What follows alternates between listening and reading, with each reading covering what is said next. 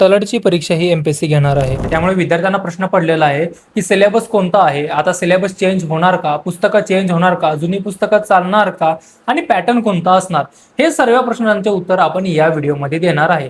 आता सगळ्यात पहिली गोष्ट, आज आहे तारीख 7 मे आणि 5 मेला एक जी आर आलेला होता की सरळ सेवेच्या अंडर जेवढ्या पण एक्झाम होणार आहे, जर त्यांची जाहिरात 5 मेच्या आधी आली असेल तर ती एक्झाम सरळ सेवाच घेणार आहे. पण जर त्याची जाहिरात 5 मे नंतर येणार असेल तर ती एक्झाम ही एमपीएससी कंडक्ट करणार आहे. आता अजून काय तलाठीची कोणतीही जाहिरात आलेली नाही, त्यामुळे एक गोष्ट तर फिक्स झालेली आहे की एमपीएससी तलाठीची एक्झाम घेणार आहे म्हणून. आता हे फिक्स झाल्यानंतर सगळ्यात पहिला प्रश्न आपल्याला हा पडतो की सिलेबस काय असणार आहे.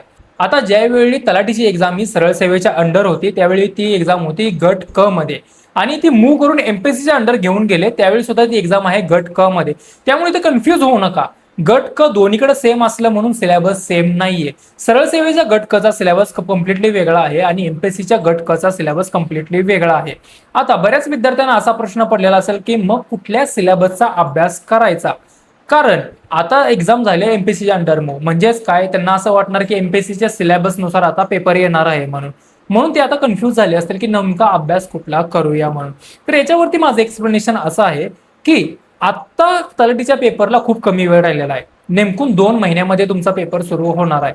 आता जे लोक गेल्या 2-3 वर्षापासून तलाठीच्या पेपरचा अभ्यास करतायत त्यांना तर असं वाटलेलं की सरळ सेवेच्या अंतर्गतच हे पदं भरली जाणार आहेत आणि सरळ सेवेचा पॅटर्न असतो टीसीएस आयबीपीएस पॅटर्न, म्हणून त्यांनी टीसीएस आयबीपीएस पॅटर्नच्या नुसारच त्यांनी अभ्यास केलेला आहे. आणि अचानक 2 महिन्यापूर्वी जर प्रशासन असं बोलत असेल की ही एक्झाम आता एमपीएससीच्या अंडर गेलेली आहे आणि सिलेबस चेंज झालेला आहे आणि तुम्हाला आता एमपीएससीच्या नुसार पेपर द्यावे लागेल, तर त्या केसमध्ये विद्यार्थ्यांचं खूप जास्ती नुकसान होणार आहे.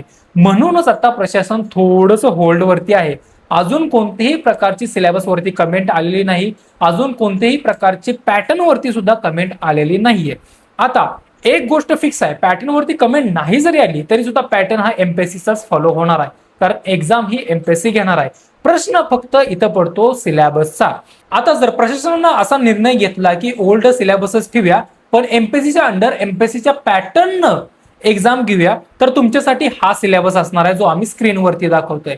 पण जर प्रशासनानं असा निर्णय घेतला की सिलेबस सुद्धा या एक्झामसाठी चेंज होईल, तर एमपीएससीच्या गट क नुसार तुमचा सिलेबस हा असणार आहे जो आम्ही तुमच्या स्क्रीनवरती दाखवतोय. अजून काही याच्यावरती एक्सप्लेनेशन आलेलं नाही, कदाचित येत्या 10 ते 12 तारखेपर्यंत याच्यावरती एक्सप्लेनेशन येईल, लोकांना क्लिअरिटी येईल की कोणता सिलेबस फॉलो होणार आहे म्हणून. आतापर्यंत आम्हाला जी इन्फॉर्मेशन आहे सिलेबस बद्दल ती आता आम्ही तुम्हाला सांगितलेली आहे. आता सगळ्यात दुसरा प्रश्न काय पडतो की पॅटर्न कोणता फॉलो होणार आहे. पहिला पॅटर्न होता टीसीएस आयबीपीएस आणि दुसरा पॅटर्न आहे एमपीएससीचा, तर याच्या केसमध्ये एमपीएससीचाच पॅटर्न फॉलो होणार आहे. आता बरेच लोक बोलतील की सिलेबस जर त्यांनी सेम ठेवला तर प्रश्न सेम येतील का, आम्ही टीसीएस आयबीपीएसचा जो पॅटर्नचा अभ्यास केलेला आहे तेच प्रश्न आम्ही प्रॅक्टिस करून एमपीएससीचा पेपर देऊ शकतो का, तर त्याच्यासाठी उत्तर आहे नाही. कारण असं आहे की इथं हार्डनेस लेवलचा डिफरन्स येतो. आता जर सरळ सेवेची हार्डनेस लेवल क्वेश्चनची जर 60% असेल तर एमपीएससी मधून त्याच क्वेश्चनची हार्डनेस लेवल 80% येते. आता तुम्ही म्हणसाल की असं कसं पॉसिबल आहे, जो एक क्वेश्चन आहे तो सरळ सेवेत जर 60% हार्डनेस नसेल तो एमपीएससी मध्ये 90% हार्डनेस न कसा येऊ शकतो. त्याच्यासाठी मी तुम्हाला एक एक्झाम्पल देतो. आता हे एक एक्झाम्पल आहे जे सरळ सेवेच्या अंडर प्रश्न विचारलेला आहे. त्याचा प्रश्न असा आहे की बॉम्बे मिल हँड असोसिएशन याची स्थापना कोणी केली. आता याचं उत्तर आहे नारायण मेघाजी लोखंडे म्हणून. आता हाच प्रश्न जर तुम्हाला एमपीएससीच्या अंडर विचारला जाईल तर तो प्रश्न कसा असेल, तो प्रश्न असा असेल, नारायण मेघाजी लोखंडे यांनी बॉम्बे मिल हँड असोसिएशन या कामगार संघटनेची स्थापना केली असताना खालीलपैकी कोणत्या व्यक्तीने त्यांना सहकार्य दिले.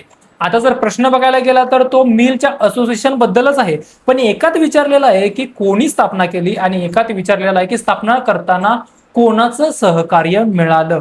पहिला प्रश्न आहे सरळ सेवेतला, तो खूप इझी आहे, त्याला आपण 60% हार्डनेस लेवल देऊ शकतो.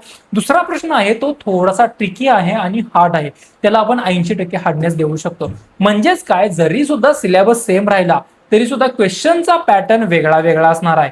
एमपीएससीचा पॅटर्न थोडासा हार्ड असतो आणि सरळ सेवेचा पॅटर्न थोडासा इझी असतो. आता तिसरा प्रश्न विद्यार्थ्यांना असा पडतो की पुस्तकं कुठली वापरावी. आता ज्यावेळी TCS IBPS पेपर घेत होते त्यावेळी आपण या प्रकारचं पुस्तक वापरत होतो. हे पुस्तक आहे टार्गेट तलाठीचं. ठीक आहे. आता याच्यामध्ये जेवढे पण क्वेश्चन्स अटेंड केलेले आहेत किंवा कव्हर केलेले आहेत ते सगळे TCS IBPS पॅटर्नचे क्वेश्चन्स आहेत. इकडे लिहिलेलं आहे की TCS IBPS पॅटर्न म्हणून लिहिलेलं आहे. आता सगळ्यात महत्त्वाची गोष्ट काय की पॅटर्न चेंज झालेला आहे. त्याच्यामुळे आपण ह्या पॅटर्नची पुस्तकं वापरू शकत नाही, कारण याच्यामध्ये जेवढे पण प्रश्न येणार ते जुन्या पॅटर्नने येणार आणि ते असणार थोडेसे इझी. पण एमपीएससीच्या पॅटर्न नुसार ते प्रश्न असणार आहेत हार्ड. आता तुम्ही म्हणसाल की मग आता टार्गेट तलाठी पुस्तक नाही वापरायचं तर कुठलं पुस्तक वापरायचं, कारण आता जस्ट पॅटर्न चेंज झालेला आहे. त्याच्यामुळं आता मार्केटमध्ये असे प्रॅक्टिस क्वेश्चनचे अजून सुद्धा पुस्तकं अवेलेबल नाहीये. तर त्या केसमध्ये तुम्ही कुठली क्वेश्चनचे पुस्तकं वापरायची.